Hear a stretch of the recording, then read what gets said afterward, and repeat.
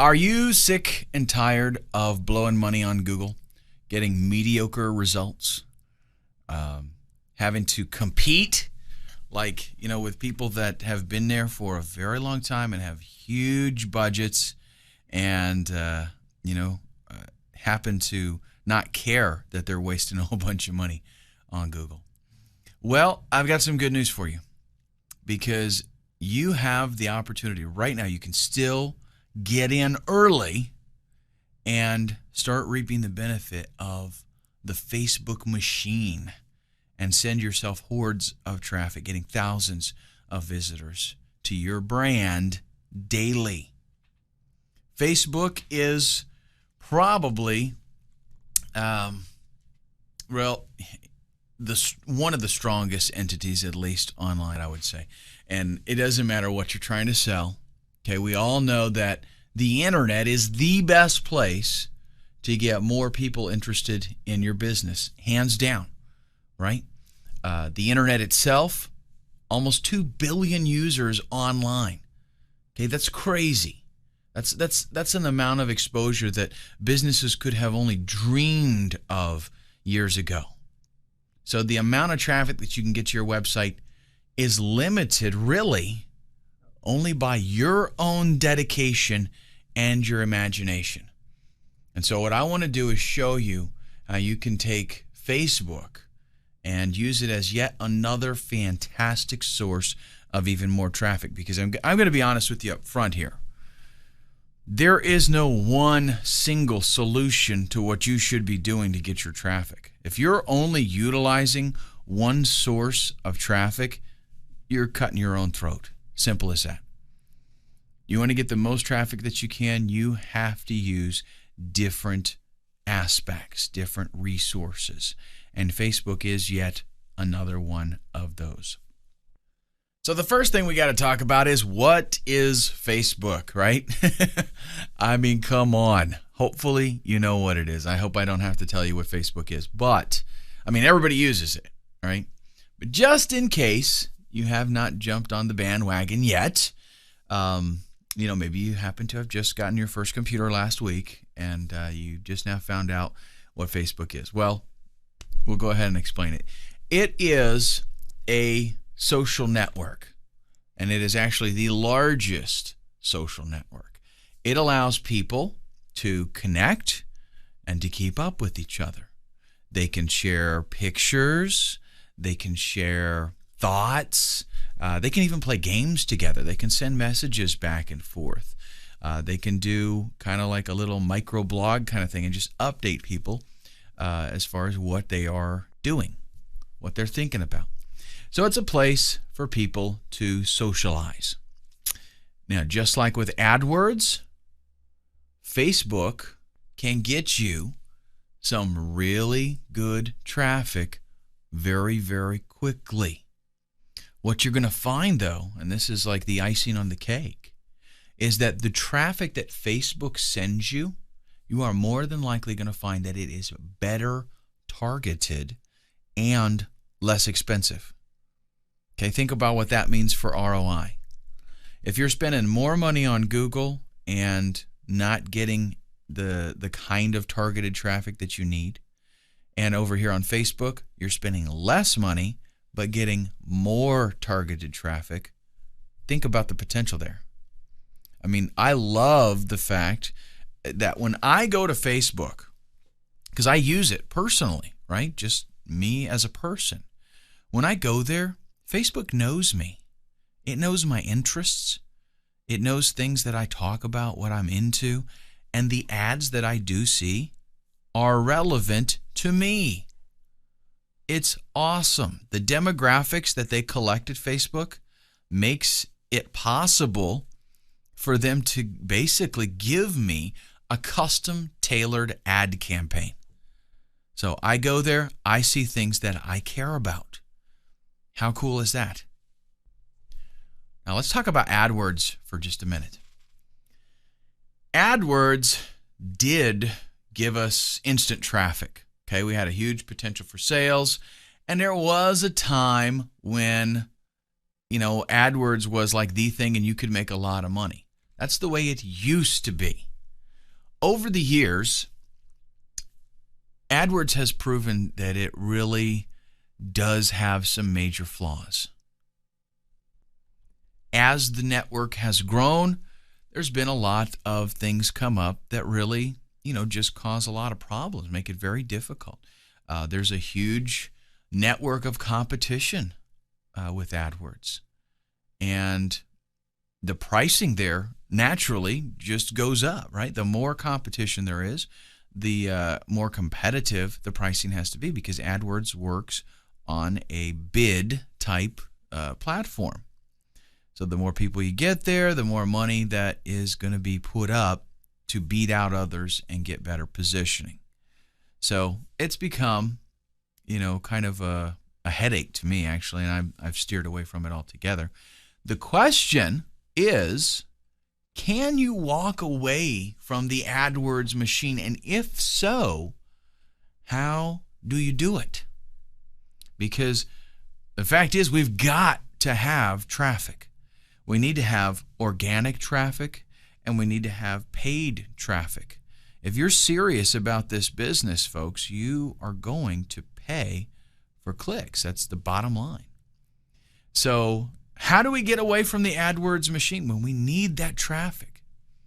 Answer, simple. Facebook. It is cheaper right now, much cheaper. The traffic is more targeted, and the user base at Facebook grows every single day. There are a crazy amount of users on Facebook, and their new users are being added all the time. Okay, from some teenager hopping on to grandma and grandpa wanting to keep up with the family. Facebook is growing by leaps and bounds. In the next video, I want to talk to you about some of the reasons why Facebook is so stellar and how you can take advantage of those reasons. All right, let's get down to brass tacks here. Does that saying make any sense, really? I don't know why people say that, but they do. Why is Facebook so awesome? What can it actually do for us? And by all means, why in the world would this social network be able to beat out Google? Well, let's check it out. First off, 500 million users and growing every single day. When I say 500 million, I'm talking about what Facebook considers active users, people that log in basically on a daily basis. Okay, in my network of friends on my Facebook account, I can tell you that by and large, most of them use Facebook on a regular basis. Now, not all of them do. Maybe, just guessing here, I would say maybe half of them use it on a regular basis, the other half just on occasion. We're talking about 500 million users that log in every day, okay, and use Facebook. So the number of actual users, who knows what that might be. It could be anywhere between 750 million to a billion. But a lot of users using Facebook on a regular basis. And by the way, I have no clue how many total users they have signed up, just guessing on my own, based on my own experience. I don't even know if they post actual users. Whenever I see them posting user stats, it's always active users that they consider people, using it regularly. Facebook is a different model than Google. Facebook is all about users. It's not about advertisers. They are wanting, basically because of the nature of what Facebook is, it has to be something where people feel comfortable using it. It has to be something where, in other words, ads are not obtrusive or obstructing. People go to Facebook to use Facebook, right? They don't, like with Google, they go there to maybe do a search to find something, and maybe they're looking to buy something and they want ads to come up that are relevant to that, obviously. With Facebook, though, they have to be a little more careful because they're going to Facebook to use the site, to interact with their friends and colleagues. So it's okay to have ads show up. They're not looking for ads, though. They're not looking for products, but having the ads show up, if they're relevant, if they're pertinent to that individual, that's fine, and people don't usually have a problem with that. Now, because of those differences, there is a new book of rules here. You have got to learn the rules because you absolutely have to play by those rules. Now, if you if you play the game like Facebook wants you to, the chances of you getting a higher yield on every single dollar that you invest are absolutely fantastic. So we're talking about getting more back, ROI, return on investment, getting more back for everything that you spend. There was a campaign that I used to have on Google that basically for every dollar that I would spend, I would make $1 back. And that was pretty cool with me at the time. I would spend maybe in a month's time, I would spend $1,500. And by the time I did my expenses and advertising costs and, pulled that away from sales, I was making $1,500. So 100% ROI. Absolutely fine. Well, with Facebook, you're looking at spending less and getting more actual sales because the traffic that you're getting, much more targeted traffic.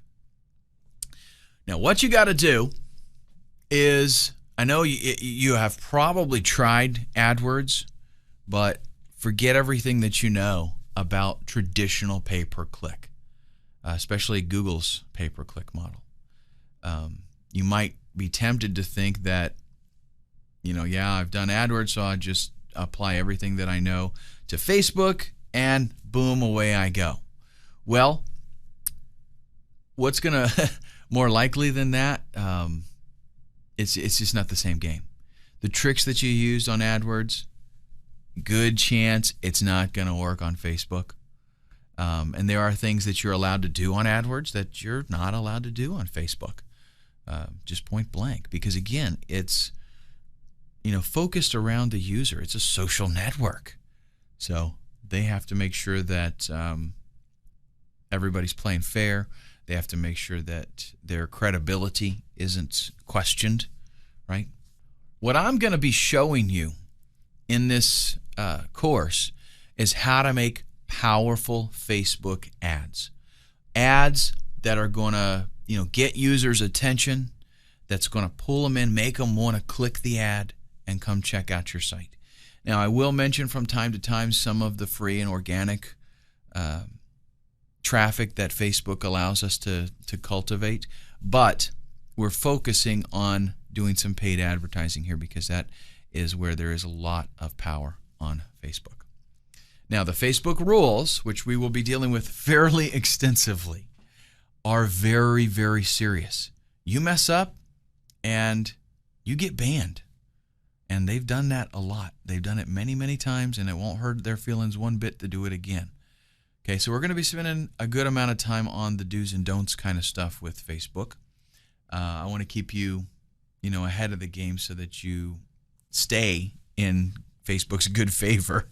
One of the things that we're going to be looking at is your landing page. It's important with Google AdWords, and it's even possibly more so important with Facebook. They're actually going to monitor your landing page, and if you break any of the rules, you're out of there. Sayonara, adios, hasta la vista. So very, very, very important that we know the rules and that we don't, like with some things, and I confess, there have been campaigns that I have launched where I know what the rules are, okay? And maybe I will set everything up to pass the test, and after I get the approval and everything's good, I might go back and do a little bit of changing. Well, you got to be really careful with that kind of stuff with Facebook because, like I said, they will monitor your landing page, and if all of a sudden something is not right, you're gone. So you got to be careful. I mean, you might get a warning, but you might just get pulled. Okay, let's talk about some exposure here. Again, we've got approximately 500 million users, but guess what? In the United States, we've got about 300 million of those. Okay, a little bit more, perhaps. That means a little bit more than half of the users on Facebook are here from the United States. The other half being from, guess where? Everywhere else in the world. As a matter of fact, just about every country represented. Okay, so huge reach here. Facebook, well, one of the things that we want to consider, something that we always want to ask ourselves when we're dealing about what kind of exposure we're going to be able to get, is monthly page views. Facebook, more monthly page views than Google. Okay? So we're talking about huge activity. Why? Because people don't just, log in and do a search and leave. As of July 2010, 500 million active users. Again, that is people that are pretty much logging in on a regular basis. 50% of the active users log in daily. Now, that's a phenomenal number. That means 250 million people that log into Facebook every day. And what do? They don't do like with Google. Just go there when they need something and do a search and try to find out some information about it. No. Facebook users go in and they stay there on Facebook. For how long? Well, around a total of 500 billion minutes a month. Now, that's a lot of clicking, boys and girls. That's a lot of visiting pages. The way Facebook works is this huge network where you have friends and you can see things that your friends talk about. You can see pictures that they share. So what people do is when they go to Facebook, they might update their stats, but then they check out what their friends are talking about, and they might click on their friends and might look at something else. Okay, and they might spend, if you do the math here, you're talking about every user on the average spending 10 minutes on Facebook every single month. That's crazy. Okay, that is some awesome exposure. That means a lot of opportunity. Think about this. You're on Google, you do a search, ads show up, you look in the organic results, you find what you want, you click on that, you keep reading. Those ads are gone. They disappear. Adios, no more ads. Facebook, I mean, think about that. You get like what, 60 seconds of exposure maybe if they have a lot of links that they have to click through to find what they're looking for. Facebook, average of 10 minutes. Every time they click on something, there's going to be some kind of ad somewhere. Opportunity for you. Great exposure. Awesome. Worldwide appeal. 70 different translations of Facebook available. That covers pretty much every country on the map, right? Just about, at least. The lost city of Atlantis, we don't have a translation for them. 70% of the site's users, again, outside the U.S. So you can actually target specific countries if you want to, or you can reach everybody. Totally up to you.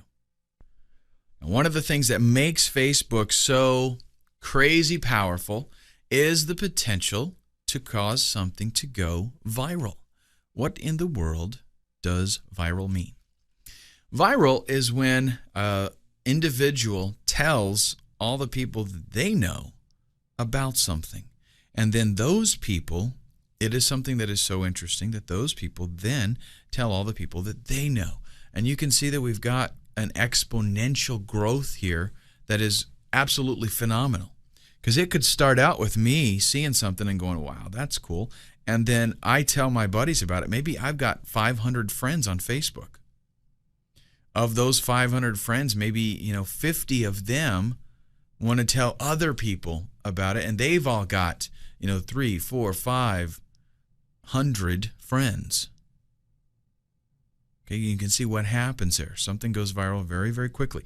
This is how videos on YouTube go from being posted and having no views to having 1 million views in a very, very short amount of time, because it goes viral. People spread that video to their friends, and their friends do the same thing.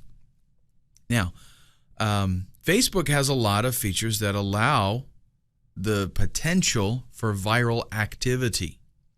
For example, the actions that you do are known to your friends. So in Facebook, maybe you do a quiz, or maybe you play a game, or maybe you comment on something. That shows up to all of your friends. So they see what you're doing. If you talk about a website, they all see that. If you play some game, right, they're going to see that if it's a Facebook game. Well, it also has the feature called like.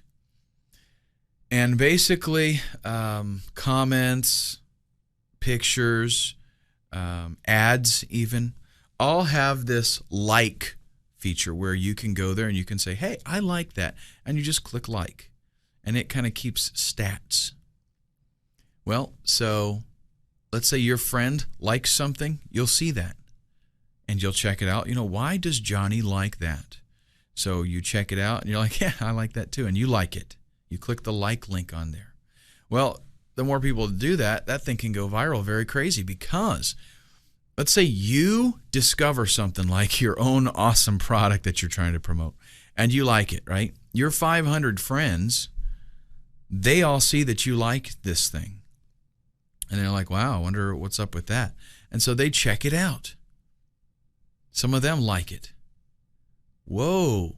Now the friends that they have see that they liked it, and they check it out. And it starts to fan out from there exponentially and goes viral. It's a pretty powerful concept, something that you should not underestimate.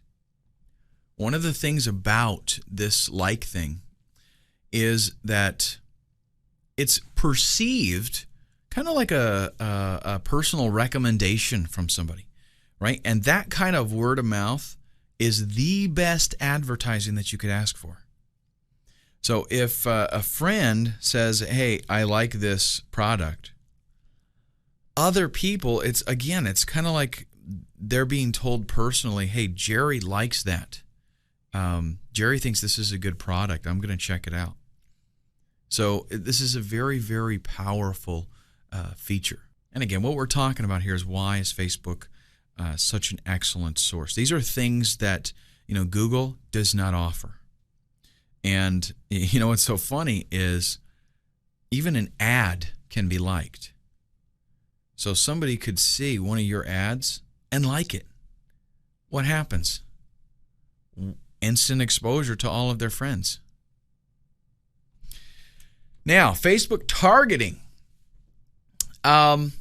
This is something that I perceive as probably one of the greatest benefits of Facebook. And I'm not sure, if they intended to do this from a long time ago. I assume so. The guy that started Facebook. Did you see that movie, Social Network? That was actually a pretty cool movie. I liked it. And from that aspect, it wasn't so much, early on, I don't think it was a thinking of, let's create this site so we can, get rich and make a lot of money. But at some point, when it started to grow so quickly, somebody said, hey, you know what? There is something here, and we could clean house with this at some point. Well, I don't know if they started this with that in mind, but Facebook collects a lot of information about its users, and it basically has to. Okay, like their age, their gender, hobbies and interests that they have. And it's not that you absolutely have to fill out all this information, but for the most part, people want to because they want to find other people with similar interests. They like to talk about movies that their favorite movie. They like to talk about what kind of activities they're into. And in doing that, Facebook is collecting demographics that are extremely powerful. Not only does it allow us to focus in on the right user, if I got a product that does not appeal to females, why in the world would I want to pay Google for ads, when it's going to be a woman possibly doing the search? I want to be able to say, hey, this has got to go to men, right? And with Google, they have some limited demographics, but they have no idea who's using the computer, okay? Facebook does. Facebook knows what most of its users are interested in. What that does is help prevent clicks that just, don't jive up. A lot of times people on Google are clicking ads that if you only knew a little more about the person, you would know your ad's not even going to, it's not going to be something, the product itself is not going to be of interest to them. Maybe the ad did get their attention and got them to click, but the product itself not going to work, right? Well, with Facebook, they have targeting in place that allows the user to have the best experience possible. It gives them ads that they're going to be interested in. And honestly, if you look at it from the user standpoint, that's the best situation. When I use Facebook, and even let's say that I'm not on Facebook. Let's say I'm on a news site, right? How many times do you go to a news site or a tech site and there are ads on there that you're like, that is so not relevant. I couldn't care less. Okay, that's because they have no way of knowing who you are. So they basically have to get that exposure out there and try to appeal to you. What happens with magazines? Typically, a magazine has a theme. And with that theme, they know what kind of person is reading the magazine. So who advertises there? People that know this is my demographic. This is the user that is interested in my product. And they advertise. You do not see, a guitar advertised in a monster truck magazine. Just doesn't happen. You don't see $4,000 bicycles advertised in, something like Car Week or whatever. They know that that's a waste of money. Unfortunately, in a lot of advertising situations, that's exactly what people have to do is waste money because they don't really know if that user is going to be interested in that particular product. They're hoping maybe based on keywords that the person reading that article would be interested in this product, but a lot of times you'll go to a site and they'll have the same ads on the whole entire site, even for different topics. So what Facebook allows us to do is basically like it's kind of like creating your own custom magazine. The things that you're interested in, those are the ads that are going to show up. So you're there, you're finding out stuff about your friends, you're maybe clicking links that they posted articles about something they thought was interesting. While you're doing all that, the ads that you're seeing are relevant to you. So your experience is going to obviously be a positive one.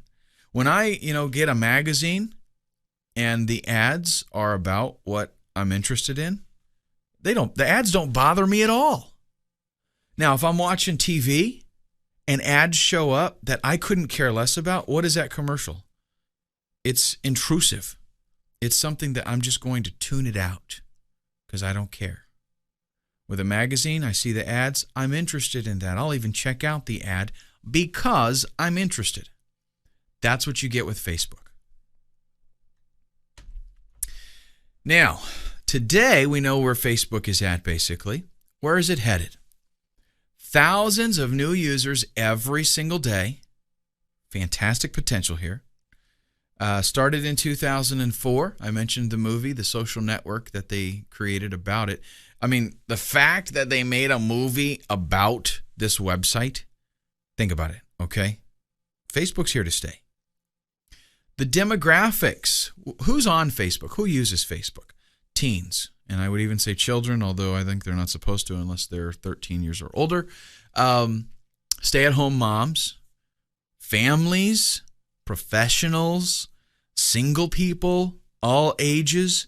Everyone uses Facebook. Grandma and grandpa. My grandma is on Facebook, okay? Everybody uses Facebook. Facebook is easy to use. There are some things that require a little bit of looking to find out exactly how to do it.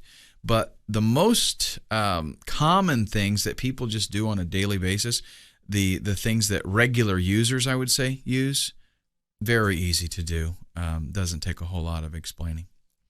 The users have a good experience because of the layout. It's a very good layout.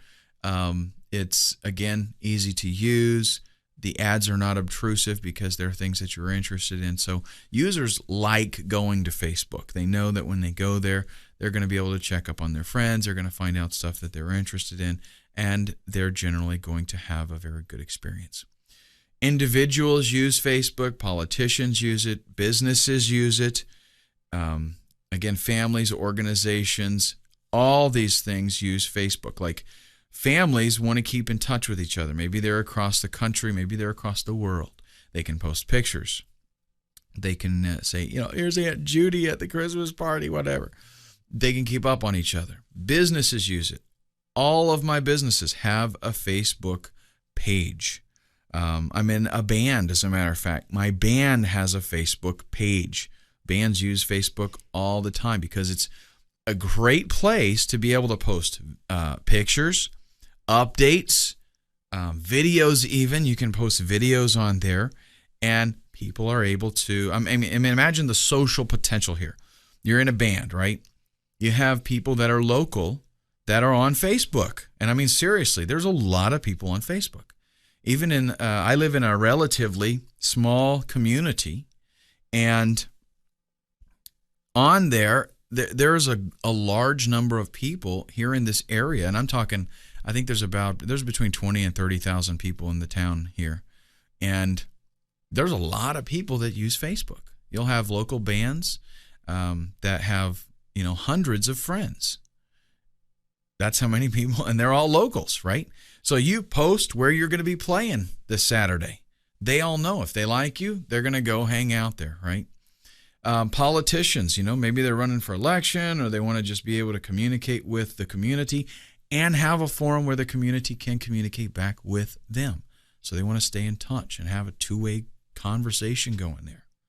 And of course, just individuals, people that want to get on Facebook and keep track of their friends and let them know what they're doing. So, Facebook's here to stay. Niche groups. This is a way for people that have similar interests to stay in touch. You're into something, I'm into something. Let's have a little group here, and everybody who's interested in that, we can meet each other, we can network. That allows, again, for a lot more exposure. All of a sudden, your friend Joey, that is on your friends list on Facebook, he joins some niche group, and now people in that niche group, they friend him. And wow, now they see that he likes something on your Facebook profile. Instant exposure to that whole entire group. Okay? It's killer potential here, folks. Applications. Facebook has a ton of free games. Now, I personally do not play the games because I don't have time to play those games. And I'm always getting requests from family and friends. They want to do some game or something with me. And I generally just don't do it. But a lot of people do. A whole lot of people do. And for the most part, man, there is probably an app for just about everything on Facebook. But it is a great way for people to spend some time with each other and have some fun. Media sharing. Super easy to share photos and videos. They made it really streamlined. And like I said, even grandma can post on Facebook. It's that easy. Custom privacy and behavior settings. This is a nice feature that allows you to, let's say that you did something on Facebook that you do not want all your friends to know about. Immediately after you do it, you will see that it is updated on your profile. And since you're logged into your profile, you can easily click a little X there and delete it, and bam, it's gone, and your friends don't know about it. So if you did something that you're like, oh, I wish I wouldn't have done that, and you don't want it on everybody being updated, you can go in there and get rid of it. You can also elect to not share certain types of information by default. Okay, so there's some privacy settings in there that you can say, hey, you know what? I don't want this posted on my profile, this kind of stuff, and it won't happen. One thing, let me tell you a little story. I had some friends in high school, and Facebook was started in 2004, okay? I moved out to California. I grew up in Florida. I moved out to California in 2000, actually the end of 1999, I think it was. And I kind of lost touch with a lot of my friends. Well, 2004 came along, there's Facebook, started to grow, and believe it or not, I have been using Facebook for maybe a couple of years now, and this is 2011. So I signed up for it years ago, but I didn't really actively do anything with it. But I've just started in the last year, let's say, 2 years maybe, using it much more actively.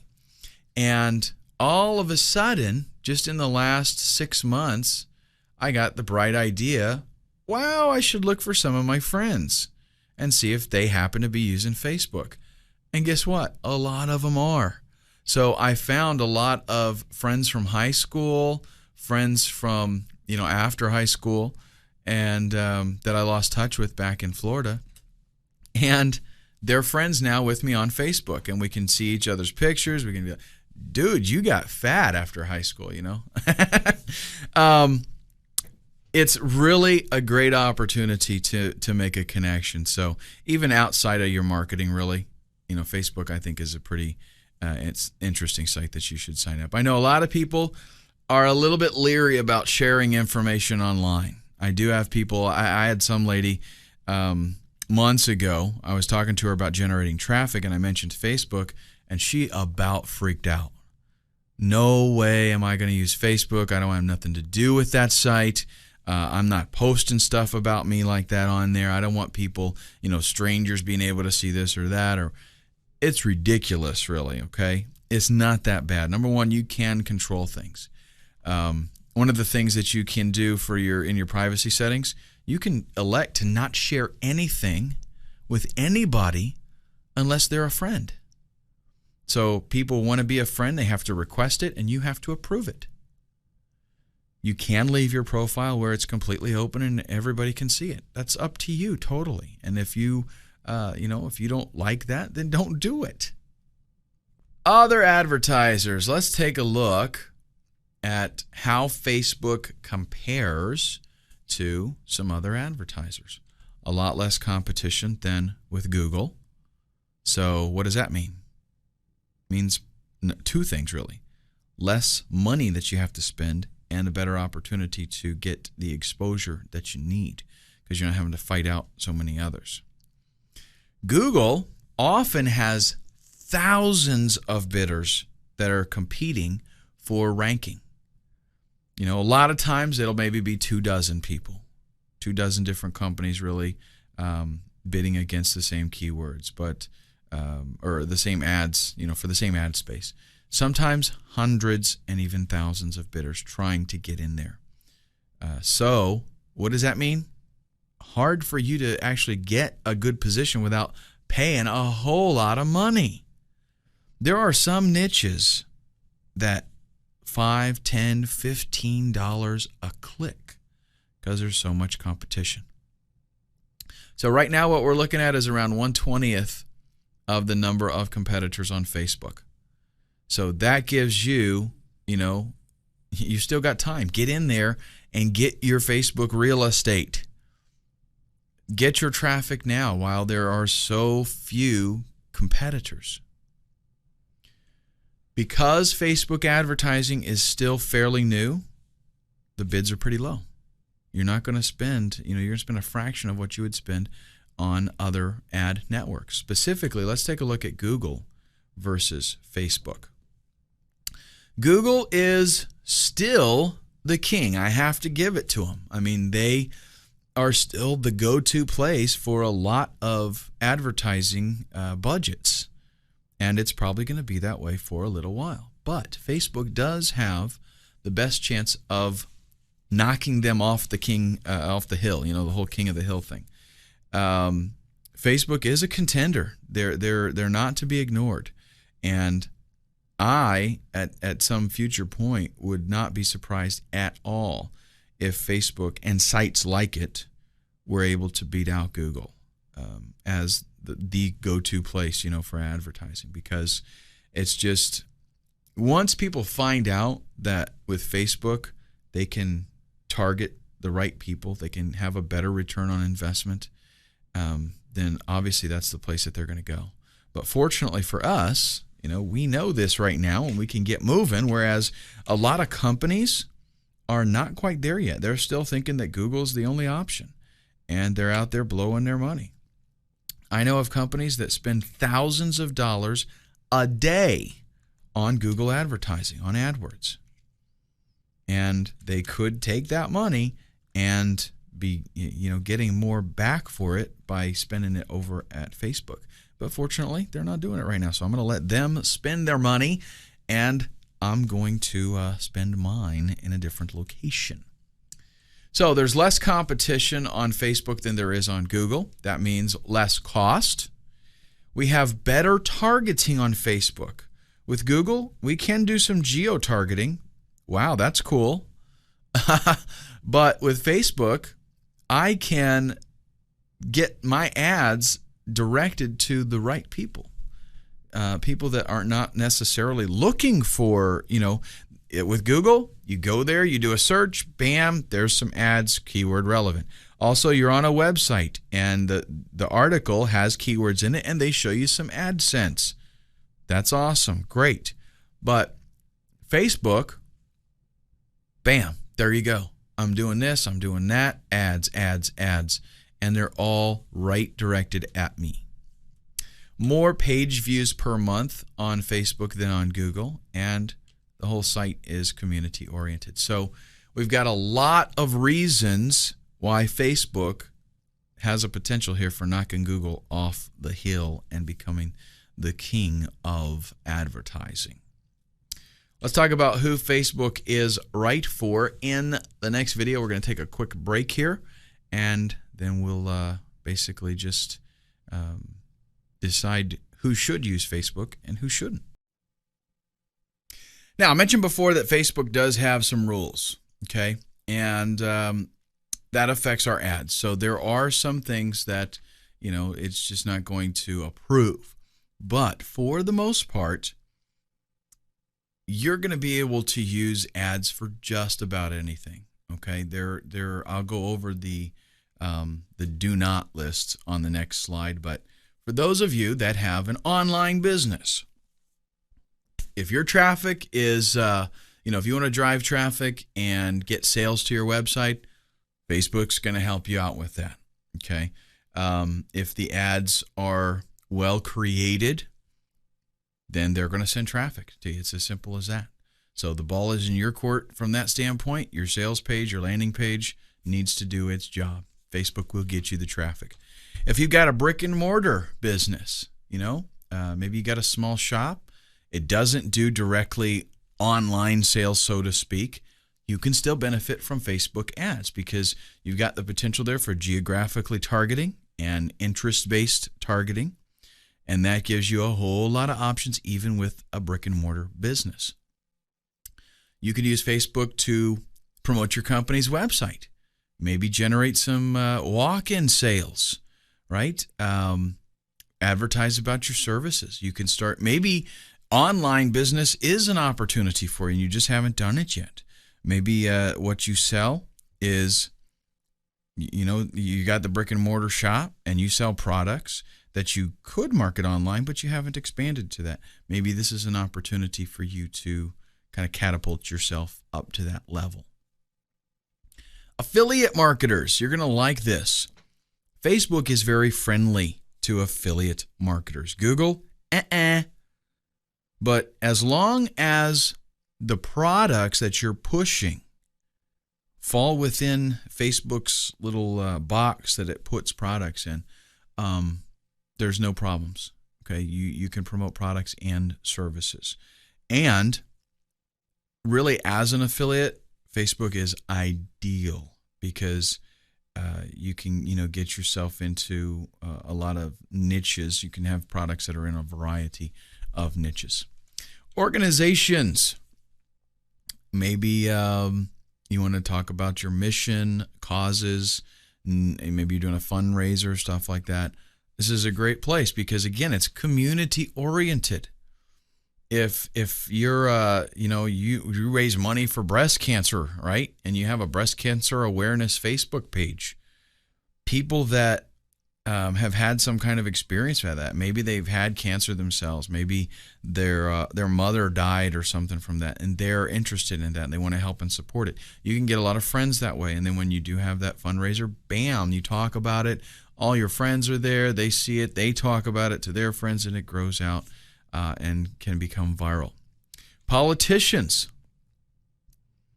Yep, I know we love them and we hate them, don't we? But you need to do some campaign work. This is a great way to hit the users in your area geographically. Again, we can focus this down pretty sound. Artists, maybe bands, celebrities, people that just do some kind of performing art kind of thing. All these people use Facebook to talk about what they're doing currently, what they're going to be doing in the future. Maybe you cut a new album and you want to tell everybody about it. This is a great way to do it. You're going, like I mentioned, in a band that I'm in, created a Facebook page specifically for that band.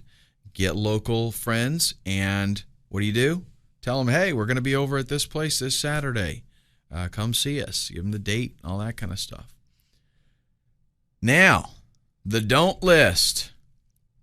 You do not want to use Facebook if you promote tobacco products. Remember, Facebook is very user-oriented, okay?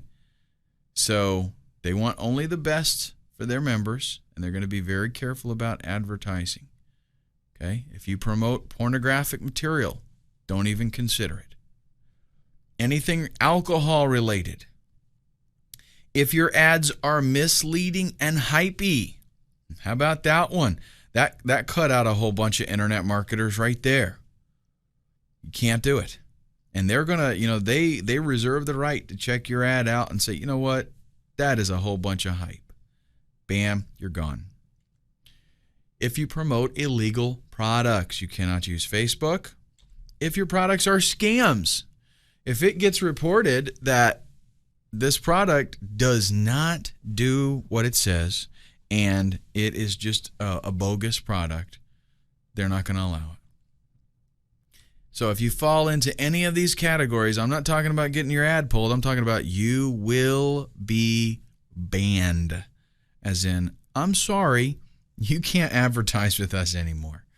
So you want to be very careful that if one of your products falls into these categories for whatever reason, don't use that to promote on Facebook. Now, you can use your other legitimate businesses, but you do not want to promote those products or services here. All right, in the next video, we are going to talk about the Facebook ad model. The Facebook ad model, what we need to do, how we need to approach advertising with Facebook. The first thing that we want to do is go ahead and sign up for a Facebook account.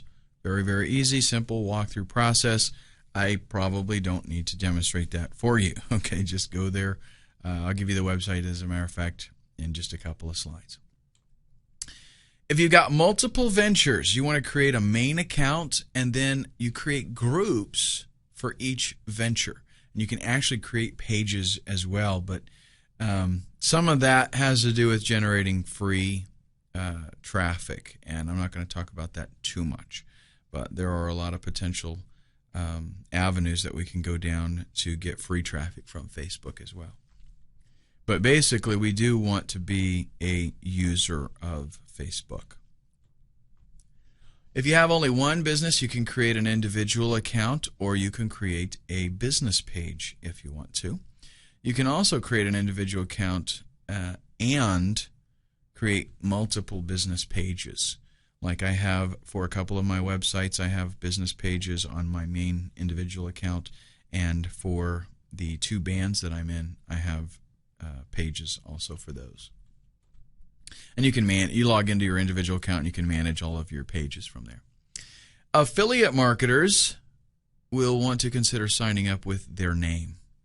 Okay, and I realize that sometimes we want to promote products in a variety of niches, and we do not necessarily want our name on all of them, and that's totally up to you, but it might be something that you want to consider.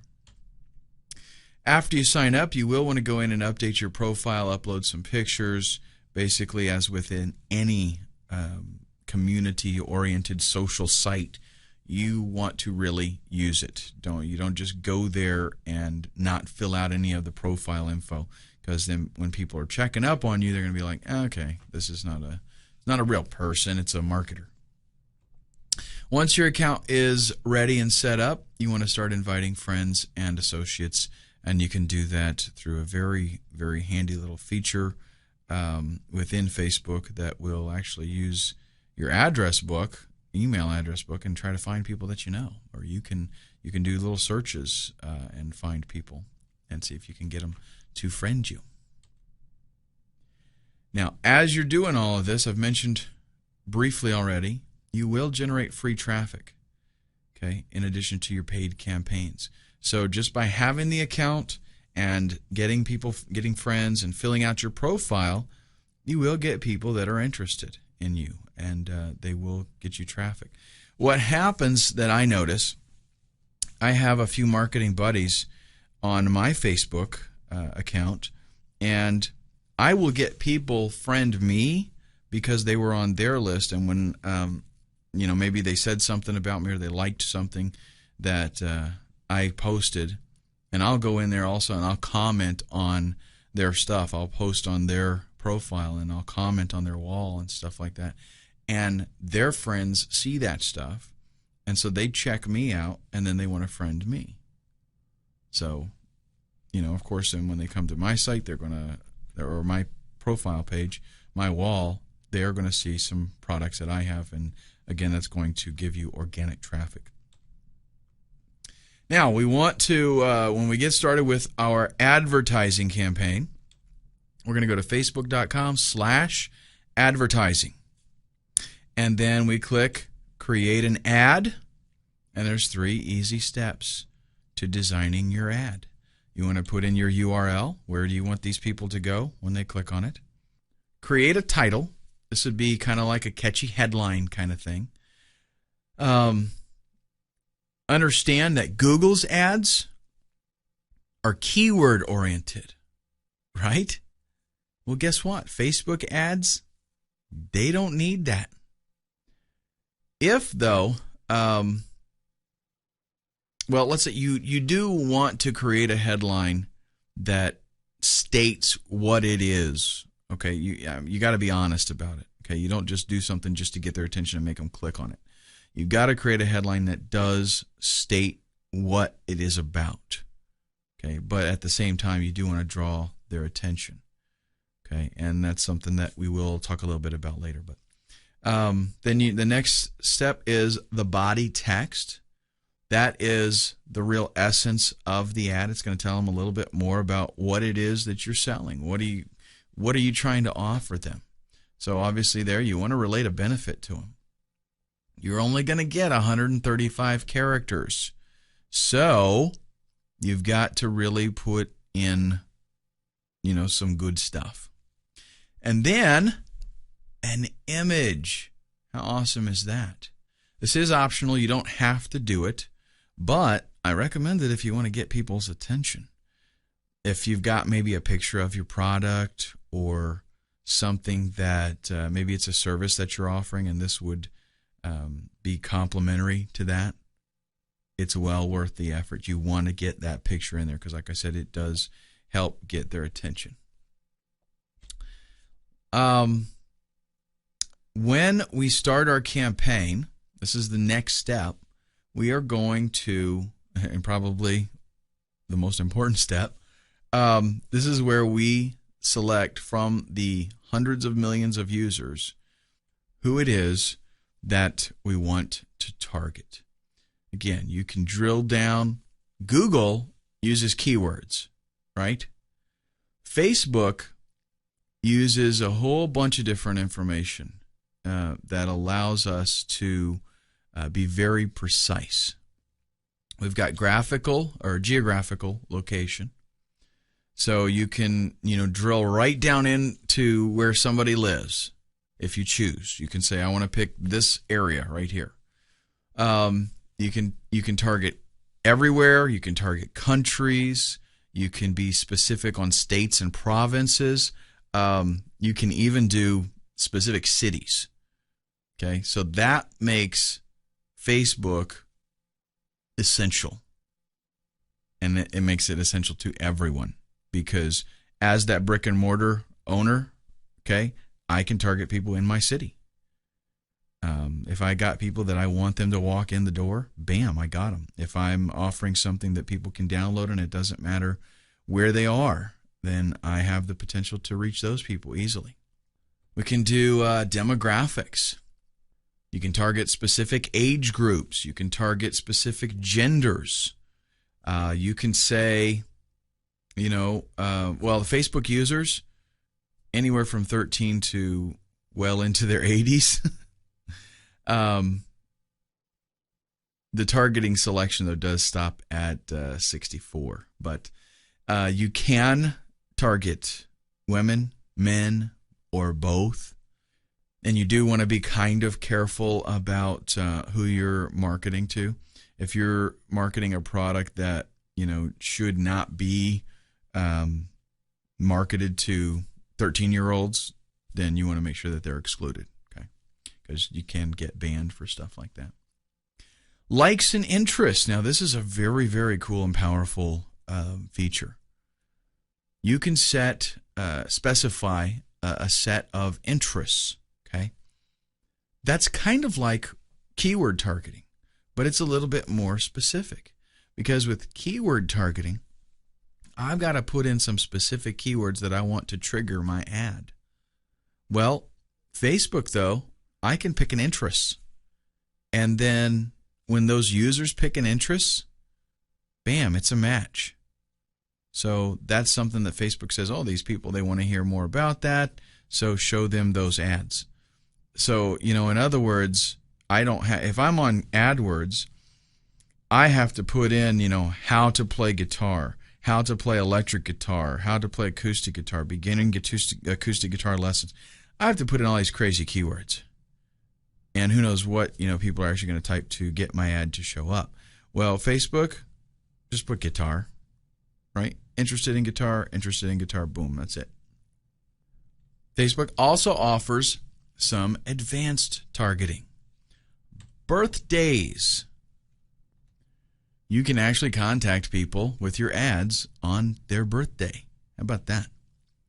Social networking interests. You can find users that are looking for some type of relationship, whether it be business or personal. Relationship status. This lets you see if somebody is single, married, if they're engaged, if you can even see, when you're on Facebook, you can see who they're in a relationship with in a lot of situations. The benefits of that, phenomenal if you're in, a niche that deals with that kind of thing. In other words, why in the world would you want to promote your dating website to somebody who's married, right? So there's no point in that. So that's going to, allow you again to better target your ads. Language. You want to hone in on people that speak a certain language. Let's say you've got a product, a software product, and it is in 3 different languages: Spanish, German, and English. So what can you do? You can make sure that on Facebook, you want to promote your Spanish product to Spanish-speaking people. You have that ability. Education and work background. You can target people of certain education levels, or things, maybe places that they have listed for their workplaces. And connections. This is a pretty neat feature. Whatever people's connection is to certain pages or to groups or events or even applications. So you can target people who are not connected to a certain page or event or application. And it's possible to hone in on friends of people with that desired connection, the thing that you're looking for. So you can hone in on friends or associates of people that have the connection that you're looking for. So really, again, a lot of potential there. Now, up next, in signing up as an advertiser, we're going to talk about some scheduling and bidding, stuff like that, and just some things that you need to fill out. One is currency, and this is the currency that you'll be using for bidding. So you're going to specify that. Okay, Facebook accepts U.S. dollars. It accepts the Great British Pound, Japanese yen, currency from Denmark, Canada, and Turkey, just to name a few. Time zone is the next one. This is your time zone as the advertiser. It wants your geographical location. A campaign name. That's something just for you to specify so that you know what this campaign is. Once stats start pouring in, you might have several campaigns going, and you want to know how each one of them are doing. So the name is just to differentiate your different campaigns. Your daily budget, pretty much, whatever you want to be spending. You can do as little as $1 a day. And I think Facebook sets $50 maybe as a default, but you can change it. Scheduling. You can schedule your campaigns, or you can to have at certain times, or you can just run them continuously until further notice. So in other words, I can say I want it to run next week, and then it just stops. Bidding. Well, you can do 2 different models. You can pay for impressions, or you can pay for clicks.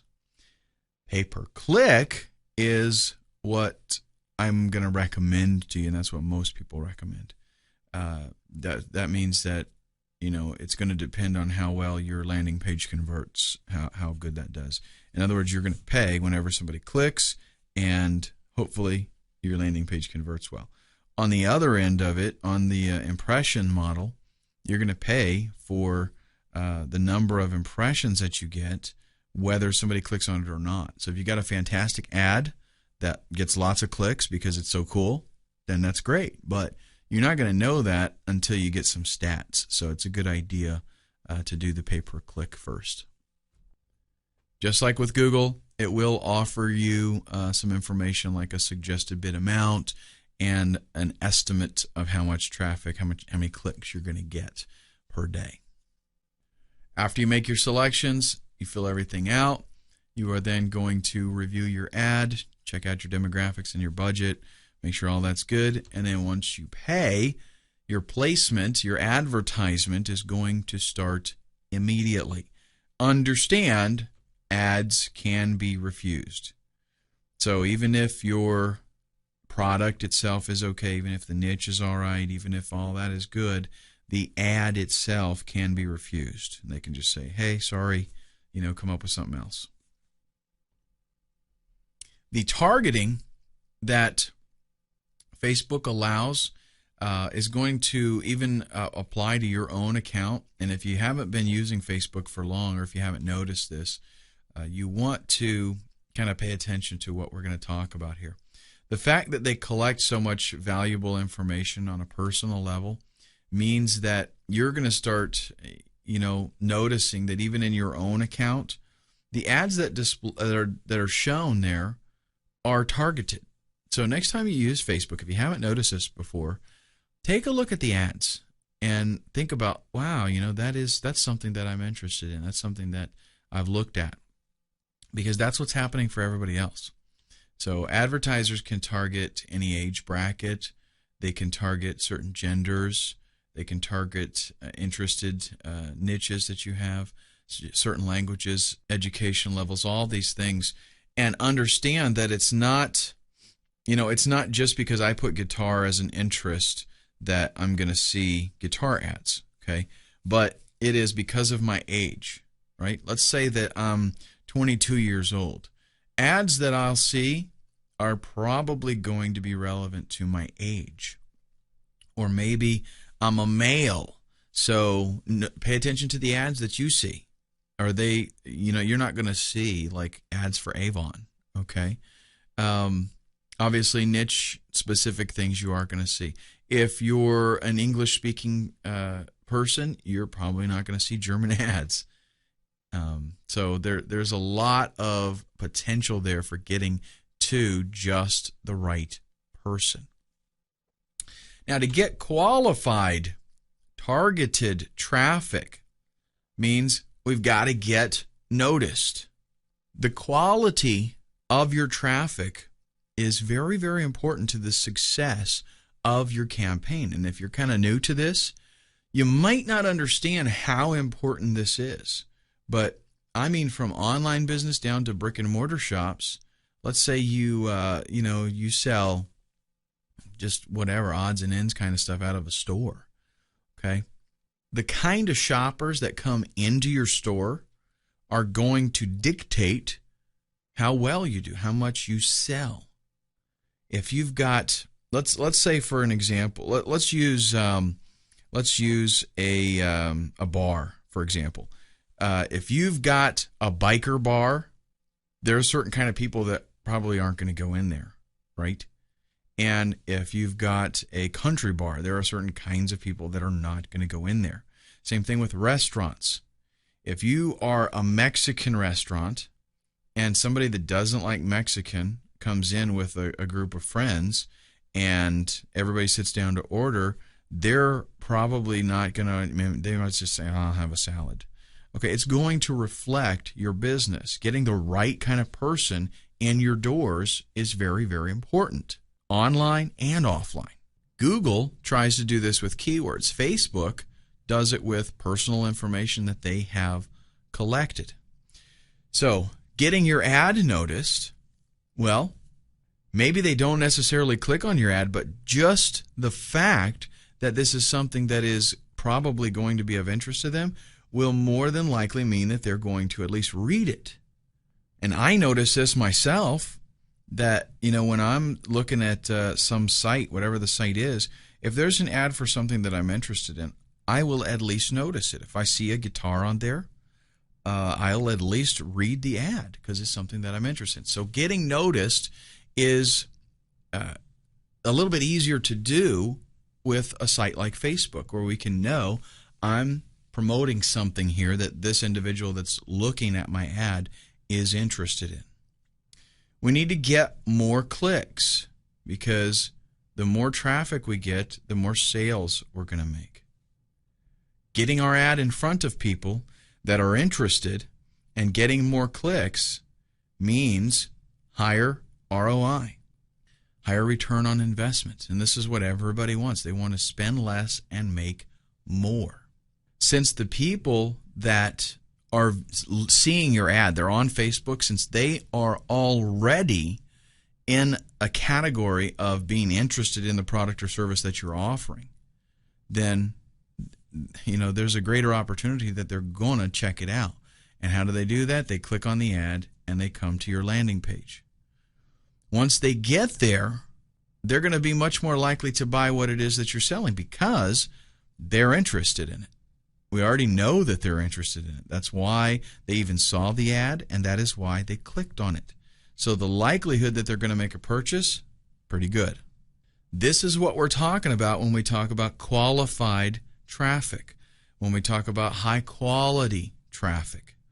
The people that make money spamming, they don't make as much as they would if they were able to have an email list of people that they know are interested in what they're selling. What they try to do is try to get people to come to a website. They mass mail people, and it's illegal, right? It's bad. Everybody hates it. They try to mass mail people and get them to click and come to their website, not having any clue if they're going to be interested in it or not. Okay, and yeah, they do make some money.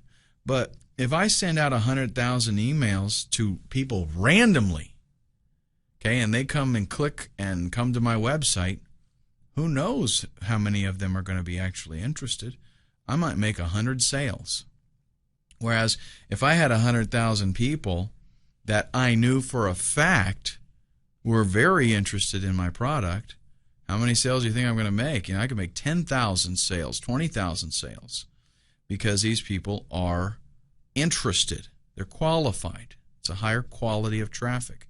And everybody knows, it's better to have qualified traffic than just numbers. From a strictly business standpoint here, there's a couple of things that I want to go over because you might be inclined to think, if you haven't done a lot of advertising before, or if you've just tried to do the AdWords thing and you didn't really put a lot of thought into it, you probably had pretty mediocre results, and that's probably what you're going to get on Facebook if you don't step back and really think about this, okay? So it's not that just because it's going to cost you less and the ads are going to be targeted better, that doesn't mean every ad that you do, that you create, is going to be an instant success and make you tons of money. You could flop it if you just approach it from, man, I need an ad, and throw something up there and get going with it. Okay, you want to do this really well, you want to make a lot of money, you need to take a little bit of time and construct your ad appropriately, and everything else that's in the whole sales funnel, your landing page and all that. Let's talk about, first off, what kinds of achievements, what kind of results are you expecting to get? One of the things that you need to think about, really when you're ready to launch any kind of advertising campaign, especially on Facebook though, you want to have some goals set. You want to have some, things that you have written down, defined parameters, if you want to call it, something that you can measure or gauge your results by. Because if you just go in there shooting blindly, you don't know, wow, I had a good campaign, or this is a bad campaign, or anything like that. You want to set something in there before you ever even start, and you need to set something very realistic, and you need to have it down in writing, basically. Like, for example, I want to get a conversion rate of 1.5%. Okay, every 100 people that see my ad, I want to get at least 1.5 clicks. That way you have something to try to attain, and you've got something to measure, so that when you make a change later on, you'll be able to see, okay, I made this better now than the last one. So what is the purpose of your campaign in the first place? And I know you're thinking, man, dude, the purpose is that I make money. No, okay, that's not it. You have to be much more specific. You have to think about what it is that you're specifically trying to get and trying to get people to do. What's the purpose of your ad? Write that down. Is the purpose to get them to support my campaign? If I'm a politician or something, is the purpose to get them to just join my newsletter? Is the purpose to make a sale? I mean, think about this for a minute. If let's say you've got a landing page with an opt-in box, and then you've got a sales page. And what you want to do is send traffic to the landing page, and then you want to send them after they opt in to the sales page. Well, on the landing page, you're not trying to sell the product.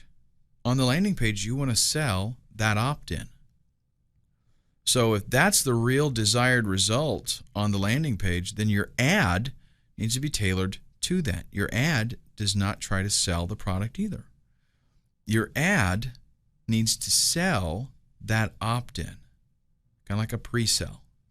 So your ad would get them to click, and they come to that page where they have the opportunity to opt in, and everything is focused on get the opt-in.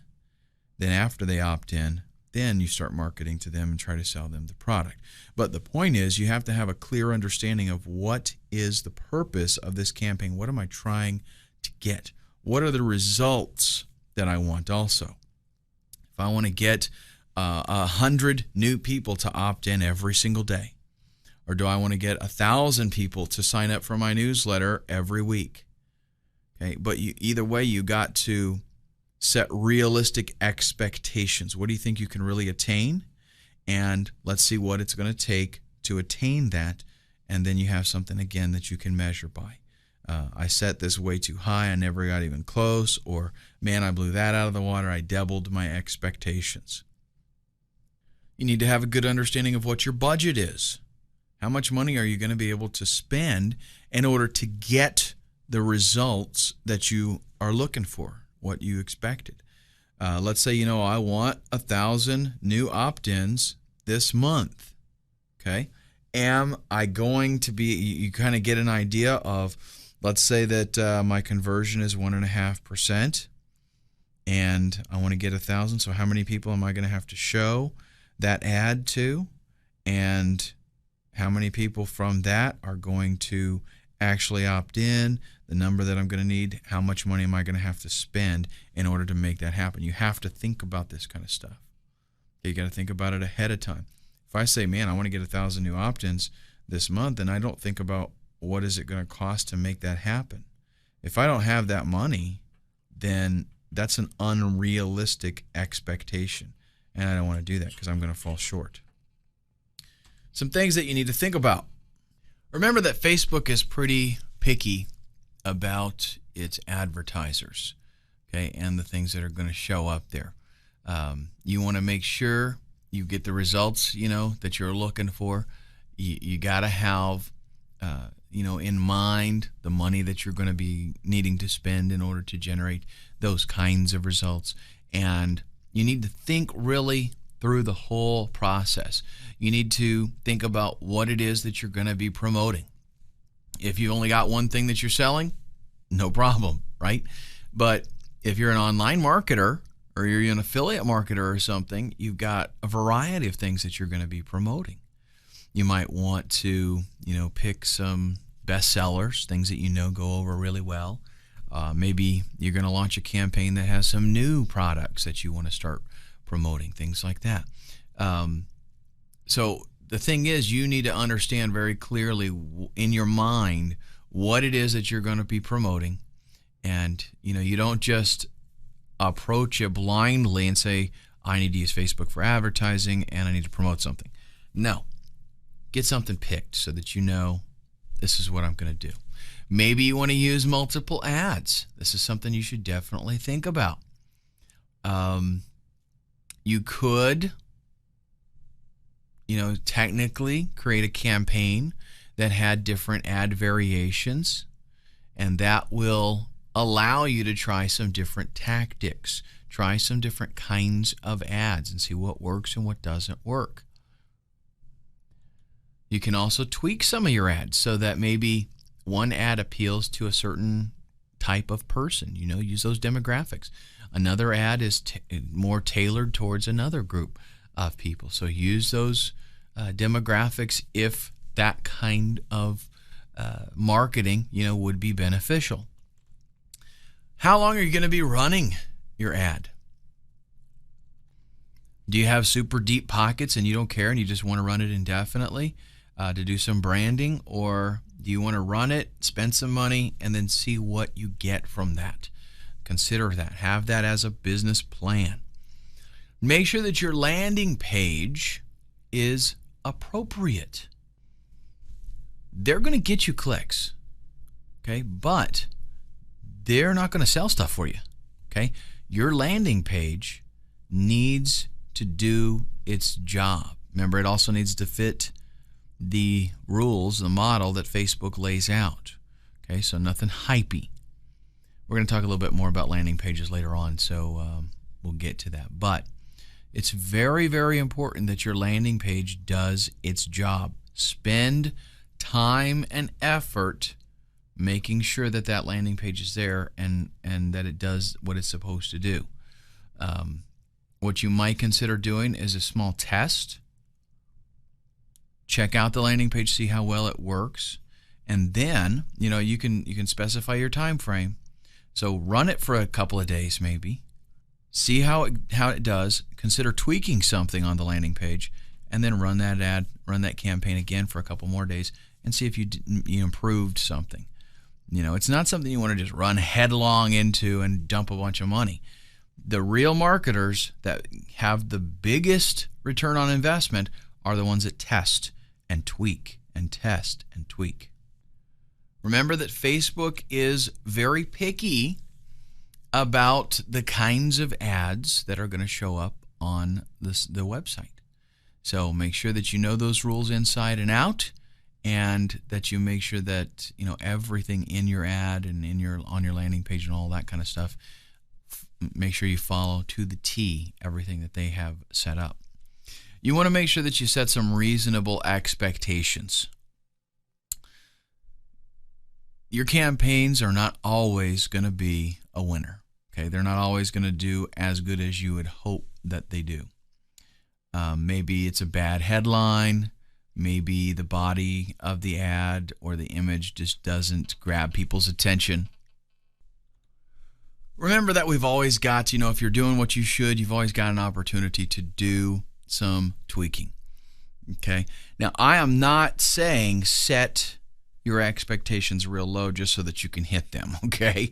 I know that is a technique that some people use to make themselves feel better, and that's cool, if you want to do that. But I prefer to set something kind of realistic, and if you're brand new in this, that'll be kind of hard to do because you don't know what to expect really. But if you think that you're going to spend $10 and make $10,000 in sales, that's unrealistic. So something that you need to give a little bit of thought to. Do you have any other strategies that would work very well with your Facebook marketing? Like having a fan page, having a page set up so that you can generate friends and get them, in essence, to do a lot of advertising for you. Like we've talked about the organic stuff a little bit, how that a friend liking your page shows their friends, and their friends can check it out, and maybe they become your friends and they like it as well. So definitely be considering some free Facebook traffic.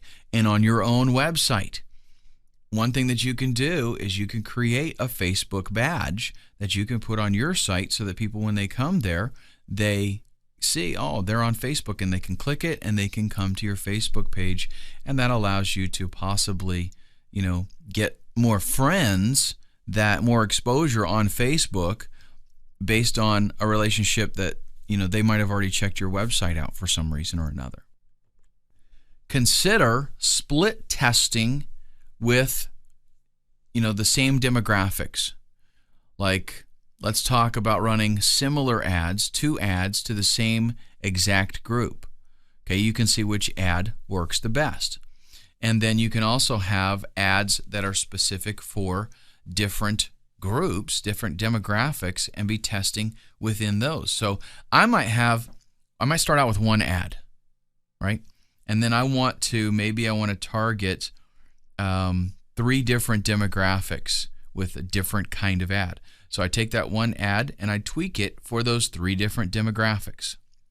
Then within those 3 different demographics, I take the ad that is there and I make an ad variation. right? So now let's say I just do one extra one. So I've got really 6 different ads that I'm running for 3 different demographics, and I see which ones work the best. And then when I find that out, I drop the one that doesn't work as well. That way I know that I'm getting the most for my money. Don't forget to tweak things. This is, again, the way that all business owners maximize the return on investment, is by spending the time tweaking. If you think for 1 minute that you can sit down and write an ad and that's it, it's a winner and everything's fantastic, and you walk away and you're going to be rich, I got some huge wake-up call coming to you, because that's not the way it works. That's not the way real marketers do it. You have to run it, tweak it, see which was better, and constantly perfect the system.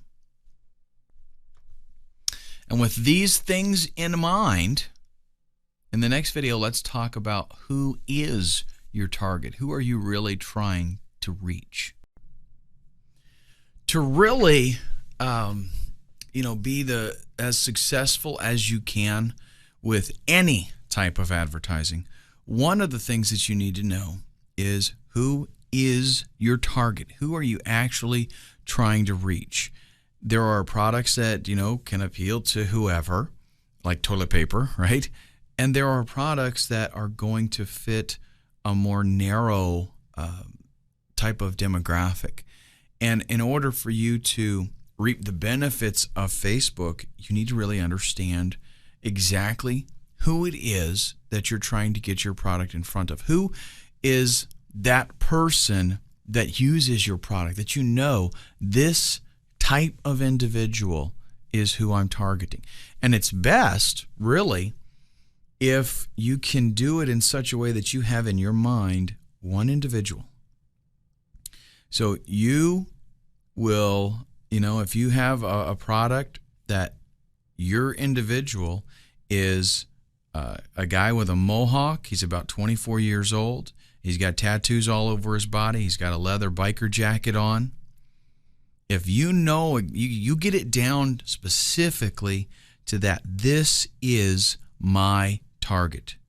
If you can target it like that, then you have a better opportunity of, number one, sculpting your ads to appeal to that individual, and number two, selecting the right demographic information to get your ad in front of the right kind of people.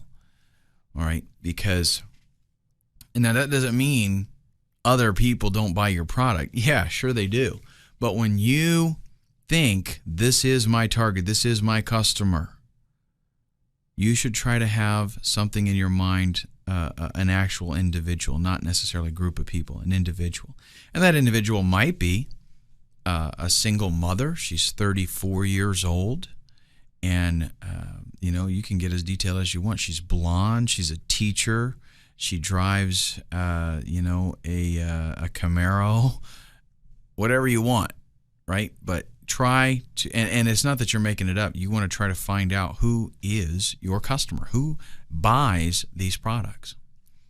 Also consider, are there people out there that would be buying your product as a gift? Is that something that, like if you sell toys and stuff, obviously there's going to be not only parents, but grandparents, uncles and aunts, things like that could possibly be interested in your product. So is that an option? Are you a brick and mortar store? Do you want to do some geographical targeting? Is the product or service that you have available something that could appeal to everyone globally, or is it something where you need to narrow it down? You need to be able to do that, because there's no point in having an ad. If you're selling something, a service, let's say that you only service a 50-mile radius of your actual store, there's no point in having that ad displayed all over the world. Okay, you're going to pay for those clicks. You're not going to use them. Split test demographics with multiple ads. I've mentioned previously the importance of doing some testing. Remember that you have the potential here, the ability to select different demographics and multiple ads within those demographics. It's very important that you consider doing that, because certain kinds of ads will appeal to different age groups. It'll appeal to different genders. Even though you're selling the same product, there's certain things that you can do that will appeal to who you're targeting. So make sure you take advantage of that. You have to have a good understanding, a clear definition of what your market is, who your market is, before you sit down to try to create your ads. It's going to help you focus on,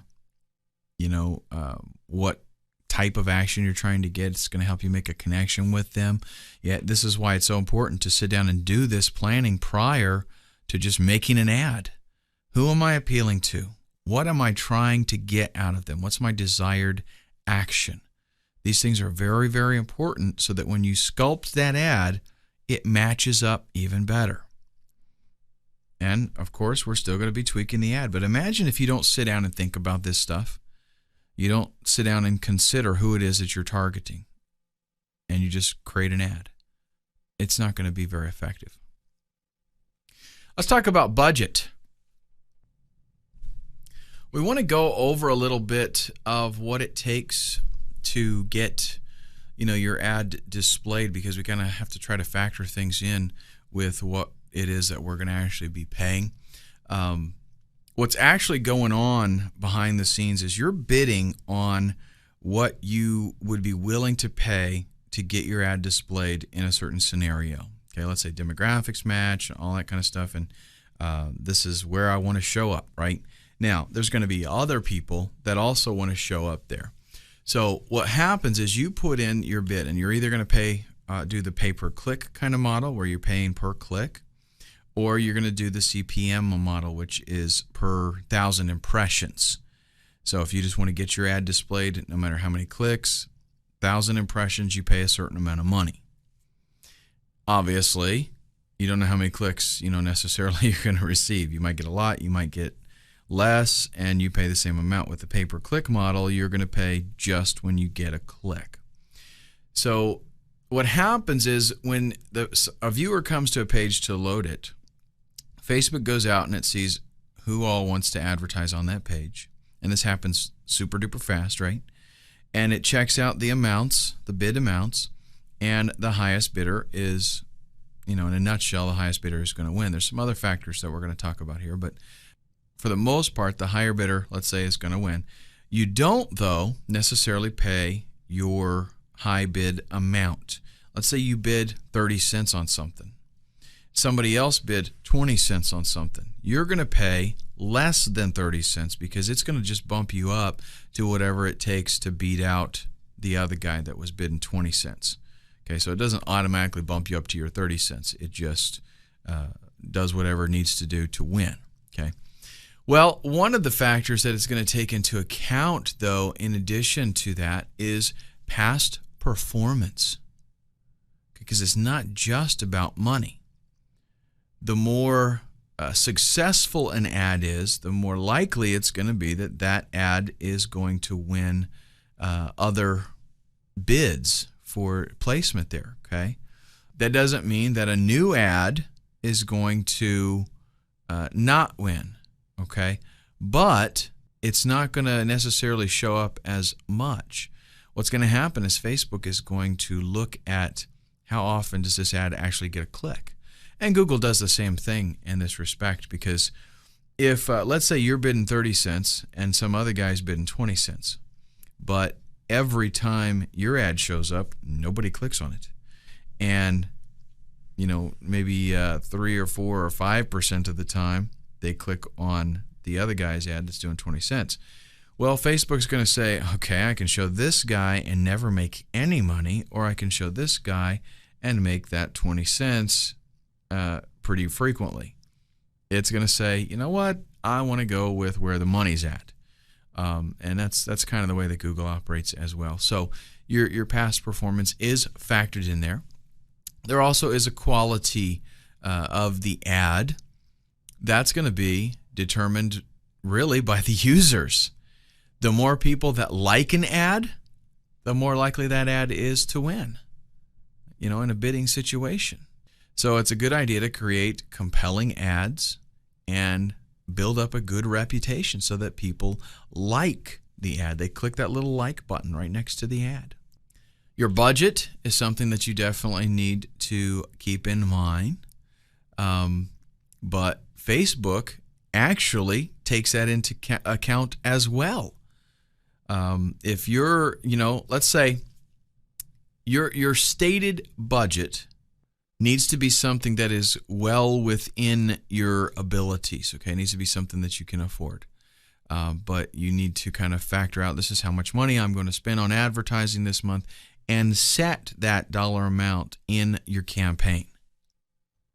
Are you going to possibly run multiple ads at the same time? Maybe you're going to hit different demographics, and you want to have multiple campaigns going. If that's the case, you've got to divide up your budget for every one of those campaigns, right? If you say, I'm going to spend $200 this month on advertising, and you're going to run 4 different campaigns, that means $50 a piece. So you need to make sure that you have that entered in there correctly so that your campaign it matches up. And let me give you a little bit of a technical tip here to help you maximize your revenue here. When you first start out with this, you don't know necessarily what ads are going to do well, right? So what you can do is you can lower your bid amounts so your ads aren't going to show up as much. But once you start to get some stats, you'll be able to tell, okay, yeah, this ad is outperforming these other ones. You might not be getting a whole lot of traffic because you're trying to be careful, right, with your money. Well, so all you do then is once you get some good stats there, you can say, okay, this is the ad that works better.